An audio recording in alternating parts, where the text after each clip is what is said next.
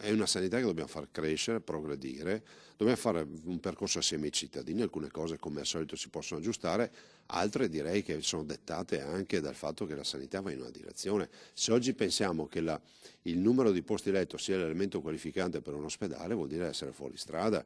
La Regione è disponibile ad ascoltare le osservazioni che arrivano dai territori, ma in Veneto ci deve essere anche la consapevolezza di una sanità che sta cambiando la propria organizzazione in base a parametri che si adeguano alle nuove realtà terapeutiche. Così il presidente Luca Zaia sul dibattito che riguarda il numero di posti letto delle nuove schede ospedaliere.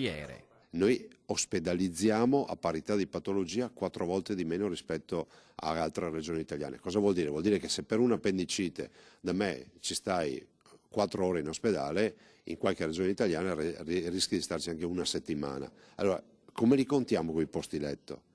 Li dobbiamo valutare in base a come si curano i cittadini. Noi abbiamo tutti i parametri fra l'altro di occupazione dei posti letto, quindi quando uno ci dice ma lì avete tolto 10 posti letto, ma siamo anche in grado di dire quanto occupati erano quei 10 posti letto.